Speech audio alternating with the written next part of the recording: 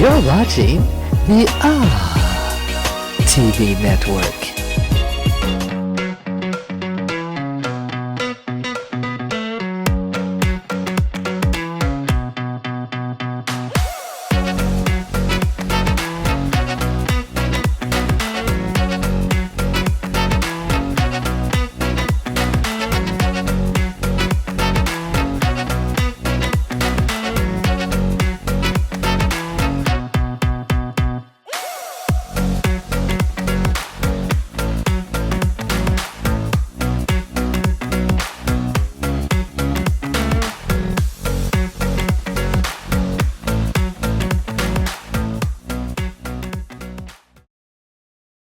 Meet the scan, a simple procedure whose mission is to detect lung cancer early.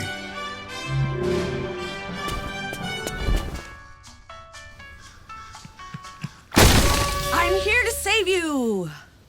But I feel fine. That's great, but you may still be at high risk for lung cancer. Oh man, that's a new fence. If you smoke, early detection could save your life. Learn more at savedbythescan.org.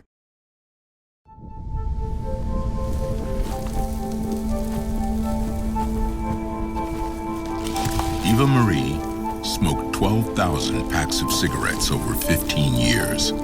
She quit, and now there's a new lung cancer screening that could save her life. You stopped smoking, now start screening. No matter how much you smoked, early detection could save you. Talk to your doctor or learn more at savedbythescan.org. What are you looking for?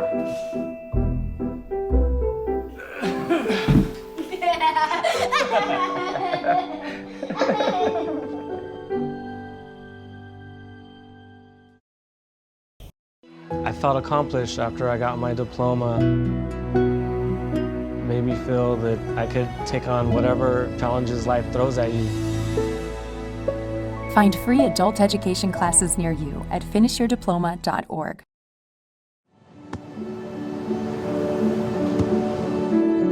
I don't remember how it started. Go to that. Our back and forth. It always came back. Dad! You probably don't remember what you told me, That was perfect. but I heard every word.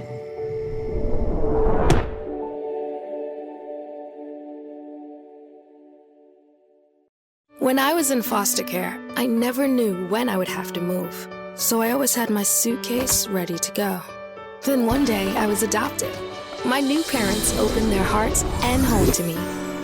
My parents cook my favorite breakfast for me every morning. My parents take me on trips I never thought I would go on. They gave me a home and an even better reason to use that suitcase. My parents aren't perfect, but they're perfect for me.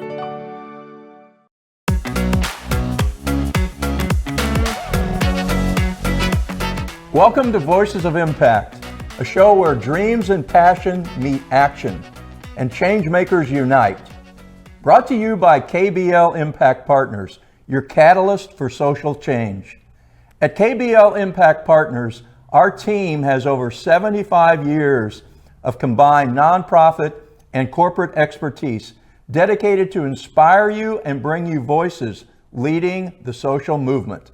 Whether you're a social entrepreneur, a veteran in the nonprofit or corporate sector, or someone with a heart full of dreams to make a difference, this show is your weekly dose of inspiration. We're here to share the stories of visionaries, explore the realms of strategic funding solutions, powerful partnerships, effective board development, and so much more. Imagine a place where each conversation sparks innovation, where every story shared opens the door to new possibilities. KBL Impact Partners is not just about advice. It's about forging enduring partnerships that empower your mission. So get ready for an hour of insightful conversations, transformative ideas, and inspiring stories to ignite your impact and elevate your mission to new heights.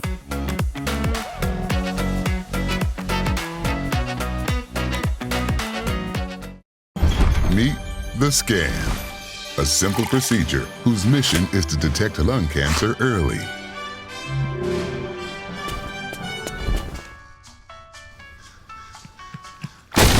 I'm here to save you. But I feel fine. That's great, but you may still be at high risk for lung cancer. Oh man, that's a new fence. If you smoke, early detection could save your life. Learn more at savedbythescan.org.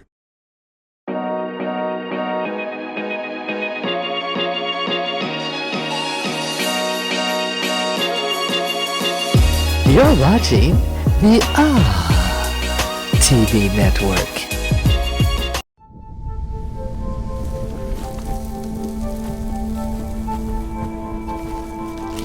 Eva Marie smoked 12,000 packs of cigarettes over 15 years. She quit, and now there's a new lung cancer screening that could save her life. You stopped smoking, now start screening. No matter how much you smoked, early detection could save you. Talk to your doctor or learn more at savedbythescan.org. What are you looking for?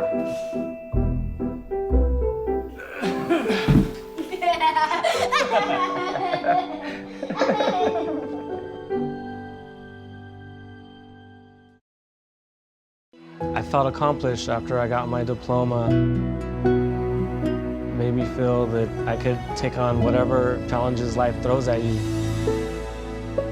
Find free adult education classes near you at finishyourdiploma.org.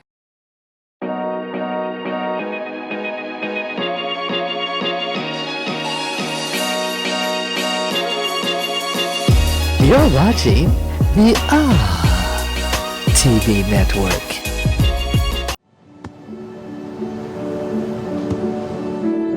I don't remember how it started. Go to that.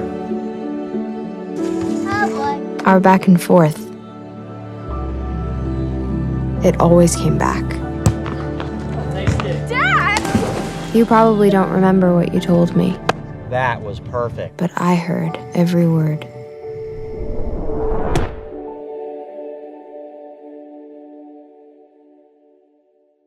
When I was in foster care, I never knew when I would have to move. So I always had my suitcase ready to go. Then one day, I was adopted. My new parents opened their hearts and home to me. My parents cook my favorite breakfast for me every morning. My parents take me on trips I never thought I would go on. They gave me a home and an even better reason to use that suitcase. My parents aren't perfect, but they're perfect for me. TV network.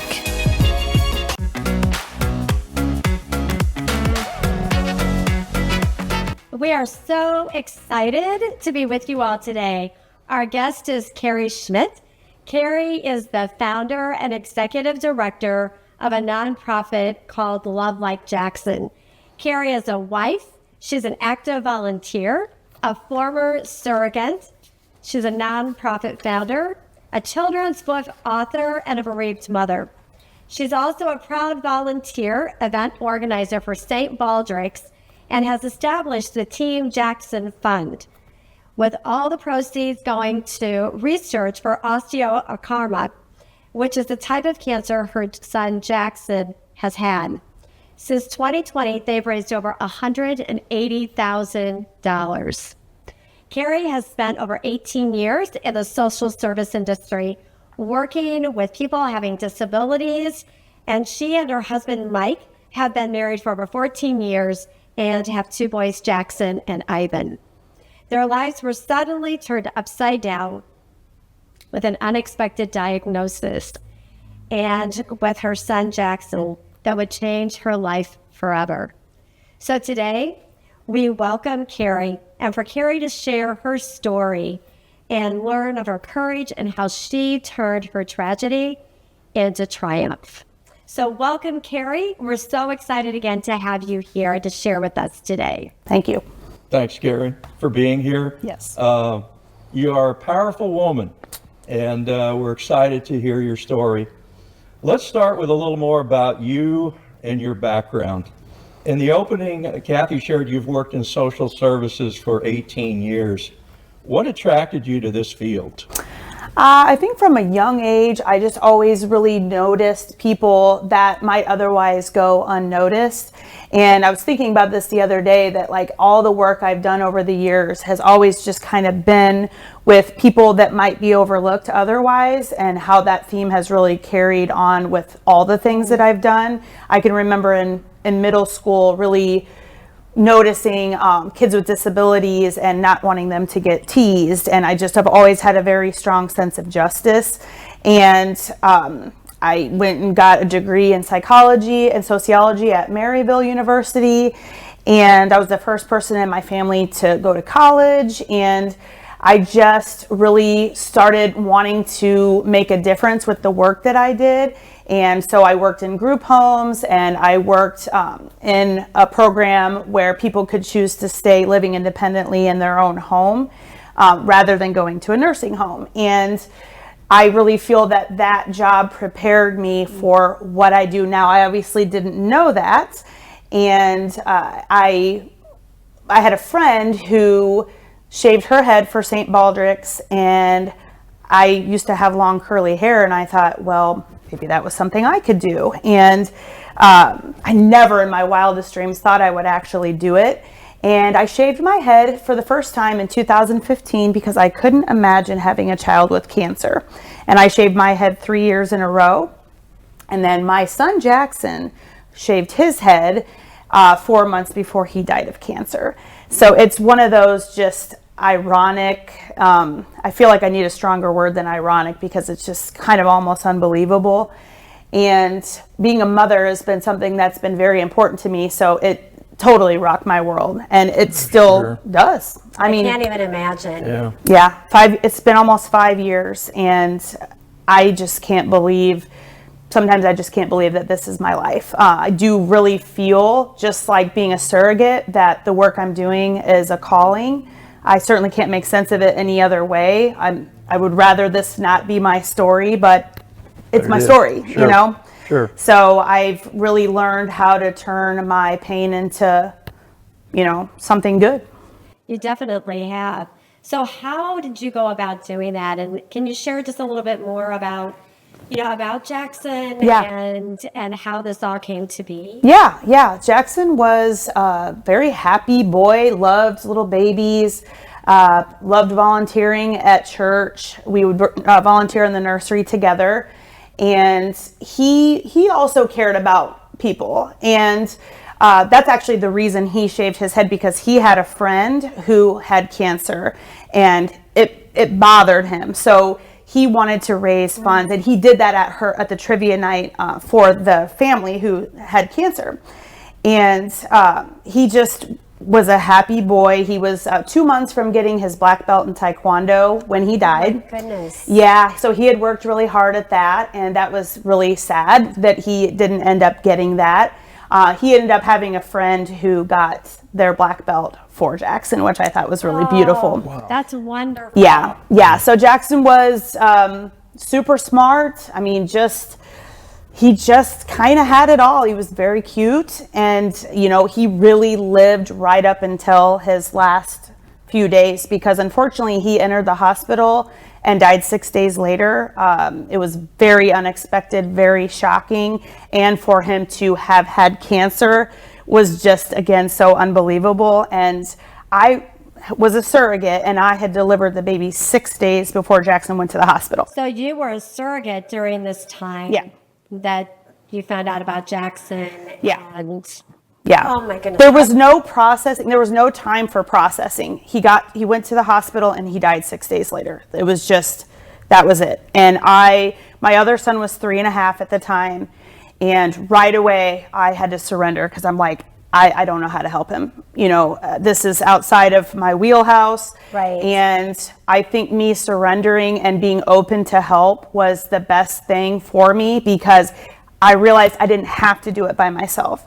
There are people out there who've gone before me and who could kind of guide the way for me. And I feel like that's what I want to do for others.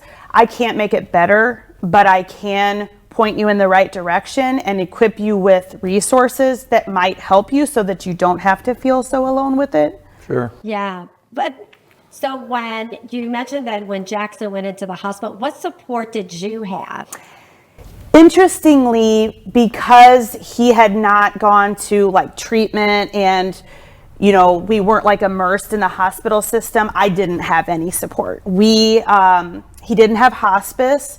So I sort of feel like we fell through the cracks, which I think happens kind of when it's like a traumatic death. You know, there's not, you know, like, it's hard because this is a hard subject to talk about. You know, Sure. I'm not uncomfortable with it, but you know, because my therapist says I'm learning how to normalize the abnormal with the discussion of it, because we all know that people don't like to talk about death.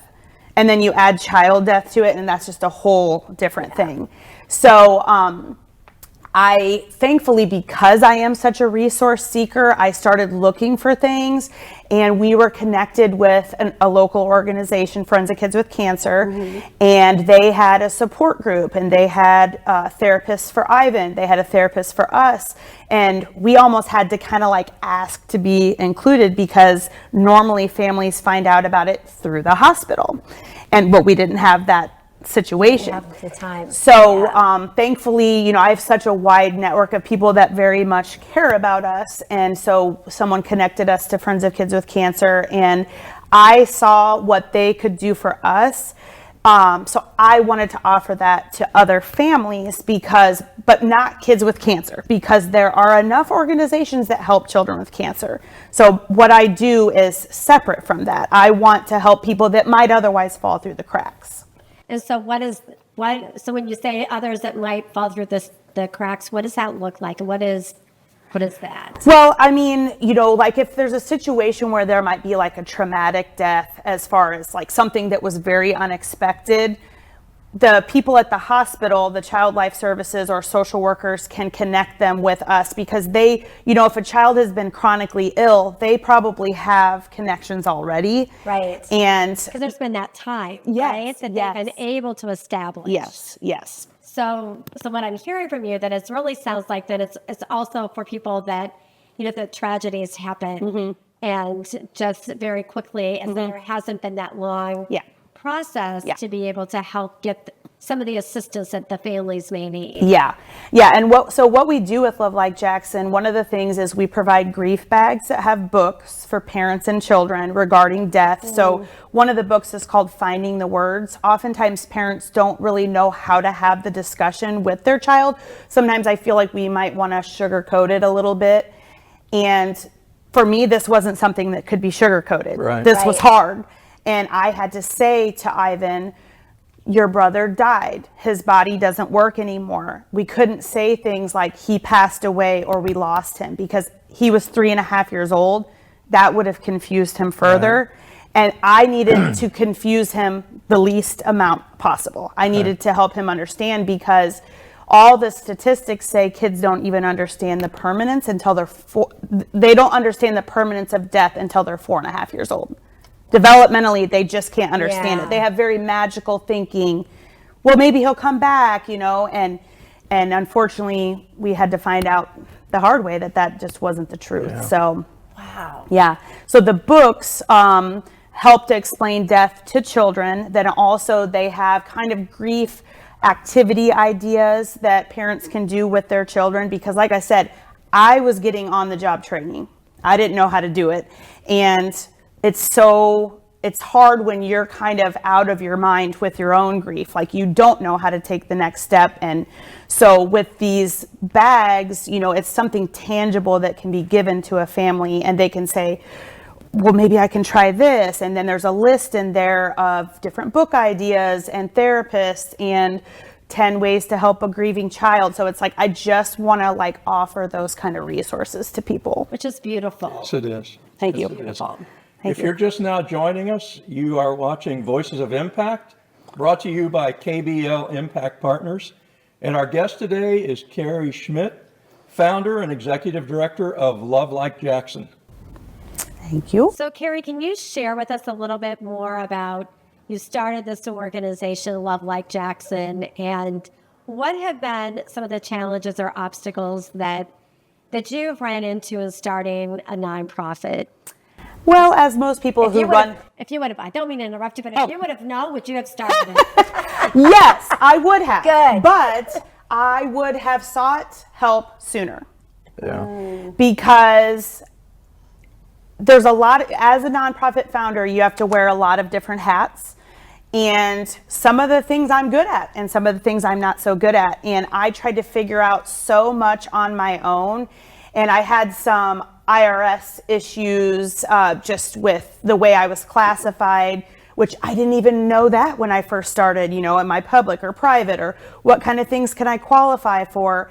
And the person who set me up actually qualified me as private. And I found out when I went to apply for certain types of funding that I couldn't unless I was public. So that took me about 1.5 years and caused me about 100 gray hairs of sitting on the phone with the IRS. I always say, if you're going to start a nonprofit, I will never discourage anyone from doing it, but you need to know that it takes so much. It takes your heart, your soul, your time, and it's a beautiful thing that the repayment is not monetary, but it's the impact that you can have on someone's life. And I've definitely had some challenges, and I would have absolutely asked for help sooner, because I'm 4 years in and I feel like I'm just now really starting to gain some traction. You know, some people grow very quickly right away. And I've really tried to be thoughtful about how I grow, because I don't want to grow to the point where I can't handle it. You know, I want to grow organically, and I really want to have the groundwork there. I want the foundation to be laid so that this can be long-standing and not just, well, I tried and I just can't do it anymore. Right. So you're looking for that long-term sustainability to grow the organization. Yeah. And when you talk about, and just kind of like for our listeners and viewers, is that when she talks about the private or, you know, a regular, I can say regular nonprofit, but otherwise a private is a private, mainly a private foundation, right? Mm-hmm. And so as a nonprofit, there's different statuses of, or different, what would you say, Brandon? Well, you want to be a public charity. A public charity. And not a private foundation. Yes. Right. So that's really important that you brought that up, because many times I think people, when they start, they don't know. Mm-hmm. We didn't know. Right. Mm-hmm. And so to be able to know the difference between a public and a private charity and what it is that you need to do. So that's really good advice. Do you have any other advice that you would give to someone that is just starting out? I mean, really, I just can't say it enough. Reach out and get yourself a community. Ask for help. Yes, I mean, what I do is very personal to me, and I know that it's never going to mean as much to someone else as it means to me. But, you know, asking for help and letting someone else kind of show you the way, I think is going to really make a difference in how long, you know, because, you know, I sometimes feel like I'm like a one-man band, you know what I mean? But it's like, you are. Well, I am. You are. But not for long, hopefully, Right. you know, hopefully things will keep heading in the right direction. So. Right, absolutely. And I think that that's one of the hardest things at the beginning is that being able to, you have a lot of hats that you're wearing and you are doing everything. But you have been making such great strides, and we want to hear more about those in just a minute. Okay. Tell us, how did you stay motivated and focused on all the goals and actions of building a nonprofit while simultaneously dealing with the tragedy and grief of losing a child? Yeah, this has been very much a part of my process. I'm such a physically active person. I'm a doer. And so doing all of this has been, has helped me in my grief. All of it is how I can love Jackson. And, you know, I realized very quickly that I guess I had been I hadn't had a lot of loss in my life. And I realized very quickly that people don't like to talk about death. And again, you know, I'll be out at the playground with Ivan and someone will say, how many kids do you have? And it's a very normal question, you know, but it's a very painful question for me. And so I say, well, I have two boys, and one of my sons died a few years ago. people, oh, and then they get uncomfortable and they, I have learned that growth happens when you're uncomfortable, and I am not doing it to make other people uncomfortable. I want to talk about Jackson just the same way anyone else wants to. And I have done lots and lots of therapy, support groups, and one of the things that has impacted me and motivated me is my therapist says, if you replace the word hard with important, it changes how you approach things. So what I do is hard, but it's important. And I know that siblings are often called forgotten grievers. And plus, I think we minimize children's mental health. Like, oh, they're kids. They'll be fine. They're resilient. In my opinion, 100% of children who have had a sibling dies could benefit from therapy. Sure. And so that is how I stay motivated, is realizing that what I'm doing is hard, but it's important. Sure. I love that. I think that's so powerful. Yeah. Is replacing the word hard with important. And that's definitely the work that you're doing is important. Yes. We are going to pause now for a commercial break. And before we go, Carrie, could you please share your contact information, website, email? Yes. So my email is lovelikejackson1219@gmail. And my website is lovelikejackson.org. All right. Thank you, and we'll be right back. Meet the scan, a simple procedure whose mission is to detect lung cancer early.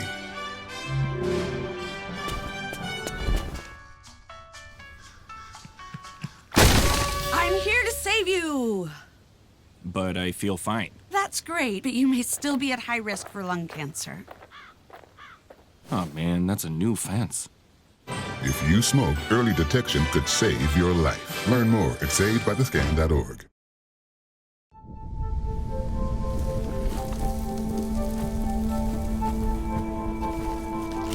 Eva Marie smoked 12,000 packs of cigarettes over 15 years. She quit, and now there's a new lung cancer screening that could save her life. You stopped smoking, now start screening. No matter how much you smoked, early detection could save you. Talk to your doctor or learn more at savedbythescan.org.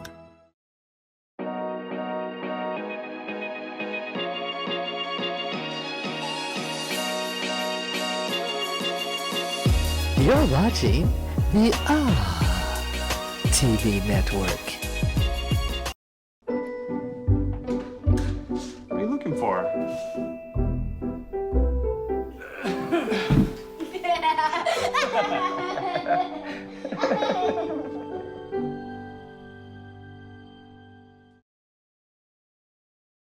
Are you a nonprofit leader awake at night worrying about your organization's future?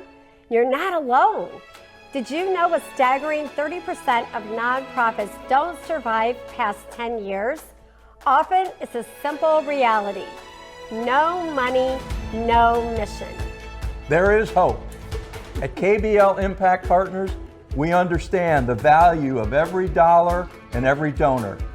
Did you know 58% of donors are willing to give more if they know the impact of their donation? That's why we've created Frame Up for Funding, our exclusive 12-week program designed to empower nonprofit leaders just like you. Learn how you can effectively communicate with donors and funders, demonstrating the lasting impact of their investments. Ready for a game-changing 2024? Visit kblimpactpartners.com today and schedule your complimentary consultation. Together, let's make your mission possible. I felt accomplished after I got my diploma. Made me feel that I could take on whatever challenges life throws at you. Find free adult education classes near you at finishyourdiploma.org.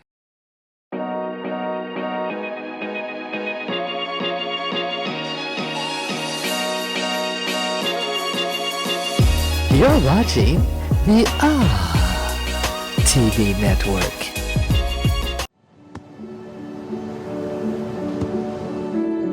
I don't remember how it started. Go to that. our back and forth. It always came back. Dad! You probably don't remember what you told me, That was perfect. but I heard every word.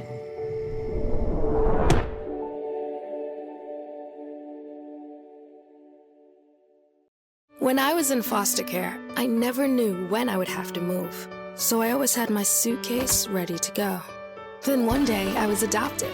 My new parents opened their hearts and home to me. My parents cook my favorite breakfast for me every morning. My parents take me on trips I never thought I would go on. They gave me a home and an even better reason to use that suitcase. My parents aren't perfect, but they're perfect for me.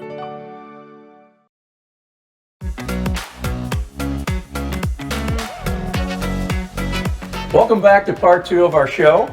If you are just now joining us, we are Voices of Impact. You can find us locally in your city across the U.S. on My Genre Radio FM, Monday through Fridays at 2 p.m. Central. We are also televised on Valuable Television Network at 4 p.m. Central, Urban Core Television at 3 p.m. Central, and soon to be on all major podcasting platforms. You can find all 100 plus stations on A2 Media under radio and television tabs. Let's get back to our conversation with Carrie Schmitt, who is the founder and executive director of Love Like Jackson. Carrie, welcome back. Thank you. Let's talk a little bit about your services. Yes. You offer various therapy sessions in art, music, and trauma-informed yoga. Mm-hmm. Could you talk a little bit about those and how they work and what impact you're seeing? Yes. So little kids are not likely going to just sit on a couch and tell you about their feelings. Kids communicate through play, and that's their language. And so they're considered expressive arts therapies. And so a lot of what I do is even sharing about what that is. So those kind of therapies are art, music, and play therapy. I think dance therapy would be another one.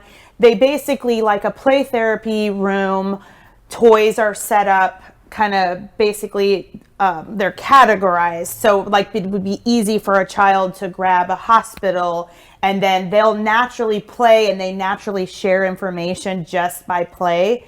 And some kids really like art. Some kids really like music. There's tons of benefits to music therapy as well, not just grief. And trauma-informed yoga for kids is actually something that's pretty unique. Trauma-informed yoga is invitational, and it's, kids kind of have a choice. Do you want to do this or this? And a lot of times choice is taken away from children. So we work with a local trauma-informed yoga for kids studio, and then we have therapists that we contract with, so we know that they work with grieving children. Grief is not everyone's cup of tea, and that can actually be detrimental if you take a child to a therapist where that's not their specialty. So all the therapists are people that have been vetted, and so we know that that's what they do. And we are always looking to add more therapists because I want to take as many barriers away as possible. Right. So if it's not close to you, then it's not going to be beneficial, because we fund 12 therapy sessions per child. My goal would be eventually to be able to help a child all through their childhood. Wow. So right now, it takes a few sessions for a therapist to get to know a child. Mm-hmm. And for a child to feel comfortable. Ivan felt very comfortable right away. He told his therapist that he loved her after 4 sessions. After 4 sessions. He invited her to his birthday party, and she came. And I mean, she's been just an absolute savior Part for of the us. family. Oh yes, Right. oh yes. I've told her, I'm like, you got to give me like 3 years before you retire. I need a warning. Right. Because I've been, she always gave me kind of a little tidbit of information so that like I could keep going too. So the therapy helped me also. Yeah. And we do also fund grief therapy for parents because I feel like how can you really address the child and not also address the parent? So we do the grief bags. One of the things that we have done for a while is we also place buddy benches at local elementary schools. So after Jackson died, his death was the first death in 25 years at his school. So it was very shocking to the whole district. And they placed a buddy bench on the playground because they said Jackson was always such a good friend to everyone. Oh my gosh, Carrie. I know. So How beautiful. beautiful. It was. All the kids, so Jackson died before his second grade year, and all the kids in second grade were going to be moving to a different school. And I was sad thinking that there were some of the kids that, you know, I don't want them to forget about Jackson. Yeah. So we placed another buddy bench, and we work with a local craftsman who uses reclaimed barn wood. He tears down old barns and repurposes the wood. Gosh. So the benches have like a lot of meaning. You know, it's not just like wood from Home Depot. No offense to Home Depot, but so we have actually we just placed our 9th buddy bench. I'm not saying that that's not the most important part. It's just kind of a separate part, you know, that really means a lot. And, you know, some people know what a buddy bench is and some people don't. So like if a child's on a playground and they don't have anyone to play with, they would go sit on the buddy bench and another child would notice, hopefully, or even maybe a teacher would notice and maybe they would be like, you know, is everything okay? Are you okay? And, you know, it's just such a beautiful. What a great idea. Yeah. That is so beautiful. And actually, like, it's making me really tear up because I just think, what a great legacy. Yeah. It's funny you should mention that word because 6 months before Jackson died, he had made a bucket list. And he said he wanted to fly a plane, climb a mountain. He wanted to be on Nailed It Mexico, which, whatever. I mean, it was a show. Do you remember the show Nailed It? No. It was a show where people made cakes and they were like very not good at it. Yes, I did. And they would say, nailed it. Right. So he wanted to be on Nailed It Mexico. And he wanted to become a legend. And that was on his bucket list.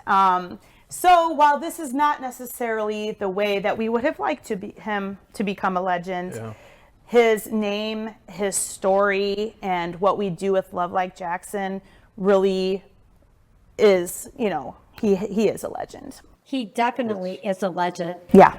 You know, It is, for sure. I love this idea, the bunny bench. Yeah. And I can just see it in all of the schools everywhere. Yeah. And for the kids to know, but even what it teaches them too, right? To notice. To notice and to be aware of if somebody is sitting there that they're feeling alone. Yeah. And what they can do about that. Yeah. Because with so much bullying going on and so much that our youth have to go through. Yeah.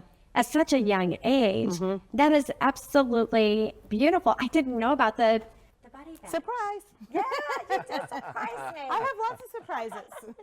And I also read on your website that over 73,000 children pass away every year, and 83% of them have siblings. Yeah. That means we have a lot of work to do. There's a lot of work to do. What a sense of urgency. And and there's a great need for what you're doing. Yeah.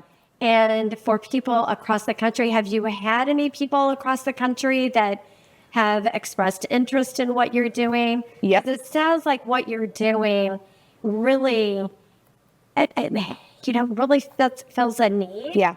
That is forgotten. It can easily be replicated, I would think. Absolutely, anywhere in the country. yeah.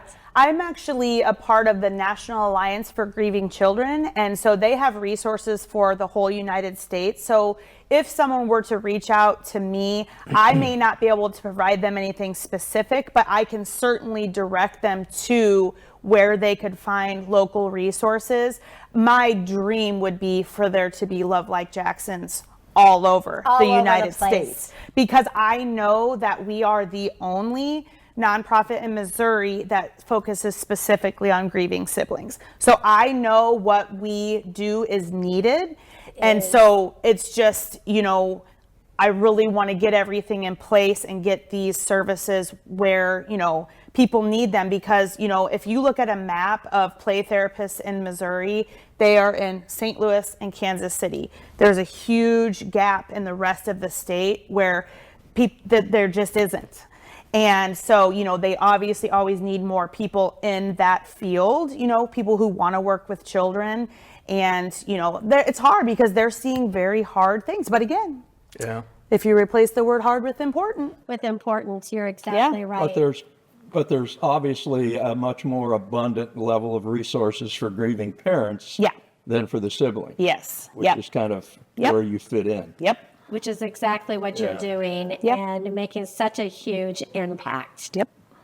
Huge impact. If you're just now joining us, you're watching and listening to Voices of Impact, brought to you by KBL Impact Partners. So Carrie, I've read so many books and on successful people, and I hear people on different talk shows and talk about things and how they're successful. And looking at everything that you're doing and listening to what you're doing, what would you say? Because I know you've got some success tips or habits that you maybe have formed that you do. Maybe it's on a daily basis, or what is it that you attribute of what you've done so far to doing? Anytime someone gives me an introduction to someone, I meet for coffee. I will have a meeting with them, because you just never know when that meeting could be something that changes the course of where you're going, And I mean, I do feel a lot of kind of like tugs on my heart, and I don't really question it anymore. I used to, because sometimes I'm like, where is this coming from? I just don't understand, But now it's like, if there's something that's tugging on my heart, whether it's me just saying it or whatever, I do it, Like I'm not really, after losing Jackson, I'm not scared of much. And so, and I can do things scared. You know what I mean? I can do things scared. Feel the fear and do it anyway. Yeah. Right? I mean, when I tell you how far outside of my comfort zone I am on so many things, but I also know that that is where the growth has happened. I have had a lot of traumatic growth, Yeah. The day after Jackson died, our children's pastor drove from Oklahoma and sat in our kitchen and said, I've seen people who've lost their child go one of two ways. They get angry and they get bitter and they shut down, or they learn how to carry their grief and their joy at the same time, and they learn ways to honor their child. And it was just like light bulb. And I didn't know what that looked like. I had no idea what this would be, because honestly, it's been almost 5 years and I'm still like, I don't know what's going on here. Like, it's wild, because the people I keep meeting and the way everyone knows everybody, and like, just, it's just been really something else. So, I would just say, like, listen to your gut, I mean, I wish I could say that I was better about daily meditation, and frankly, I'm not, ask for help. That's one of the best things I can say success-wise, really. Right, I mean, it is. Because I mean, so many times we like, that's what our society thinks, like, you just got to do it all by yourself. You got to tough it out, It's like, no, that's not what we were created for, No, we all need a buddy bench. Yes. I want a buddy bench right now. I know. We all need that buddy bench. Yeah. And I think what you said, that was so important, because it's listening to that still small voice. Yeah. And God directs us in so many different ways. Yeah. And he keeps directing your steps, your path, bringing the right people at the right frame for you. Yep. And you have the courage and just that, you have within you his spirit, and Jackson's spirit is helping you and carrying you through it. Yep. My therapist says you have what it takes inside, and sometimes I say, okay, if you say so, because sometimes I'm like, I don't know if that's what it feels like, but it's like, he also says, in case you haven't noticed, I very much abide by the things that he has said, because he's really helped me, Right. And he says, just do the next right thing. Just do the next right thing, like, it's hard sometimes for me to look at the whole, it's hard to look at the whole picture sometimes, but it's like, little by little, you can do it, like, those little steps really add up to something big. They do. But you are fearless when it comes to pushing boundaries and exploring new opportunities. And I'm assuming that is because of the power of his memory and his legacy. Yes. That takes you out to the edge. Absolutely. I mean, obviously, like, anyone who knows me, a lot of people know me after his death, but like, being a mom, opened something up in me that I didn't know I had. And, you know, I wanted to not just tell my kids, but show my kids that there are givers in the world. There are people that care, and there are people that notice. And I know without a doubt that that is how Ivan will be, and that is exactly how Jackson would be. And, you know, I can't change everything in the world, but I can. There's a saying, it says, tend to the part of the garden you can reach. And this is the part of the garden that I can reach. Yes. I can help grieving siblings. Yes. And so, yes, I'm a very much of a mama bear, and I will do whatever it takes. Yeah. Yes, you will. Thank you. You are. Thank you. Absolutely. So for your organization, what are some things that your organization needs? And I know you've got some great things coming up too. So would you share with everyone? Yes. So we could always use funding for the therapy sessions. So the therapy sessions average about $125 per session. Okay. And then the books, I have an Amazon wish list that has all the different books that we put into our grief bags, because each grief bag is about $50 to $60. I really don't want to compromise the cost of the books, because those books are very, very important and powerful. We also just added a 0 to 3 grief bag that has like a really cute little stuffed animal in it. And it's really geared towards that age, which is a very difficult age to talk about death anyway. So it's like any little tool you can give. So again, I think the buddy benches are about $600. So, it's amazing. Yeah. The guy who does it literally, I don't think makes hardly any money off of them, but he doesn't care because he just loves the mission so much, and he wants to be a part of putting those on every playground. So if anyone is listening or watching and would like to honor one for their school or any place, actually, they can contact you to have a buddy bench. Which would be absolutely amazing. Yes. I see them everywhere. I know. Absolutely. I know. And even at like the parks and different places. How beautiful would that be? Yeah. And so then also with your grief bags, all the ways that people can contribute. Then do they go to your website? Where would they go? Yes, they can go to the website to request a grief bag. We try to keep those local. I'm not saying it couldn't be something bigger, but just because a lot of the funds we have are local, we try to keep it local. But who knows what the future holds as far as the organization growing. So if they want to donate, would they donate on your website? Or how would they? Yes, they can donate on the website. We have Give Butter, we have PayPal, we have Venmo, we have all sorts of different. You take it all. Would you give your website again, please? Yes, it's www.lovelikejackson.org. Wonderful. Yes. And one last thing, real quick, you've got a fundraiser coming up. I do. Say something about that. Yes. When is it? How do we learn more about it? Yes. Okay, so it is our 3rd annual Love Like Jackson Silent Prom Night. You probably never heard of that because I kind of think I made that up. So I know you made it up. I did make it up. And I can't wait to experience Yes. So a silent dance party is when everyone has headphones on and they're playing 3 different genres of music. So you actually come to the event. You come to the event. It's quiet when you walk in. You get a headset. Yes. Okay, so you get a headset. Yep. And then, so like the first year we chose 70s, 80s, and 90s. And so if you turn it on and you like it, then you just dance and sing. Are people dressed up like in that genre? That's what, I didn't put a lot of emphasis on what people wore. If you want to wear 70s, great. If you want to wear a prom dress, great. If you want, my mom went to Goodwill and bought a prom dress from, just like, that looked like what she would have worn. And so everybody just had fun. And it's funny because people were like, I don't really understand what this is, but like, I like that. I like that people don't exactly get it, but I'm telling you, if you've been to one, you will love it. It's hilarious because when you have headphones on, you don't realize how loud you sing.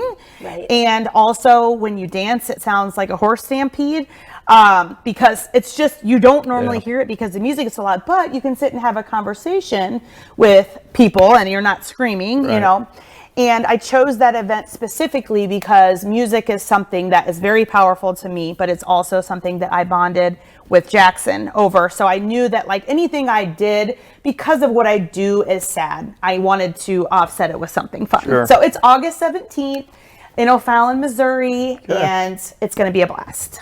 It's going to be awesome. Okay. Yes. Well, that's all the time we have today. Oh my gosh. Carrie, thank you so much.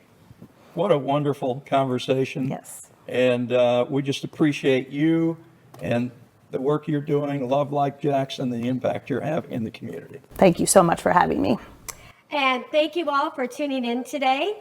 And thank you for joining us on Voices of Impact, where your mission ignites your commitment to making a difference. Always remember that the smallest step that you can take in your community makes that ripple. So keep inspiring. Come back next time as we continue to empower the voices that we are reshaping our world. Together, we can be the voice of change. So until next time, keep shining your lights and making a powerful difference. Have a celebrative day.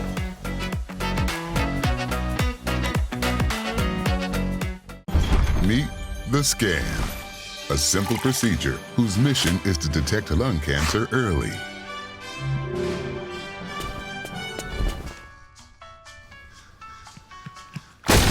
I'm here to save you. But I feel fine. That's great, but you may still be at high risk for lung cancer. Oh man, that's a new fence. If you smoke, early detection could save your life. Learn more at savedbythescan.org.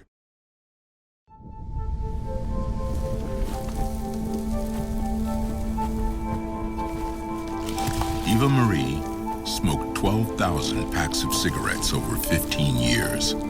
She quit, and now there's a new lung cancer screening that could save her life. You stopped smoking, now start screening. No matter how much you smoked, early detection could save you. Talk to your doctor or learn more at savedbythescan.org. What are you looking for?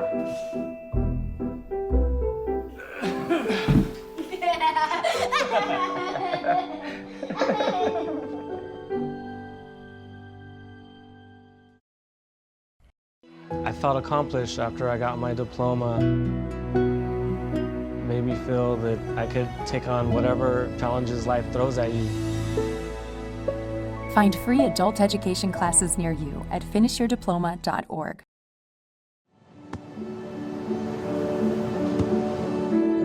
I don't remember how it started. Go to that. Our back and forth.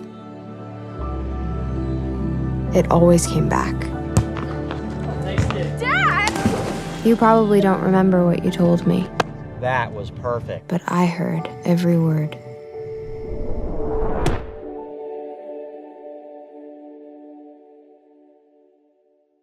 When I was in foster care, I never knew when I would have to move. So I always had my suitcase ready to go. Then one day I was adopted. My new parents opened their hearts and home to me. My parents cook my favorite breakfast for me every morning. My parents take me on trips I never thought I would go on. They gave me a home and an even better reason to use that suitcase. My parents aren't perfect, but they're perfect for me.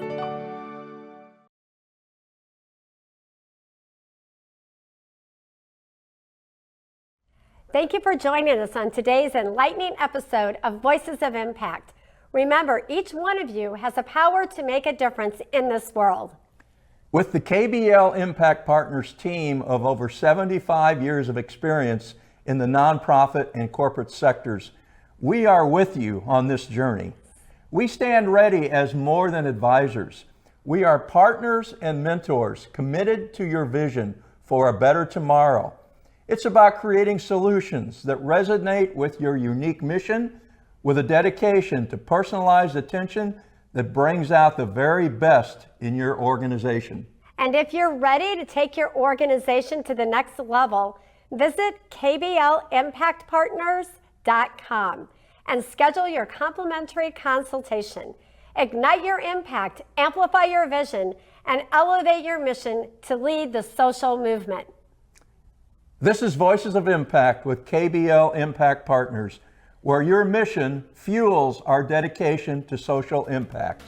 Until next time, let's continue to be the inspiring voice of change in our communities and beyond.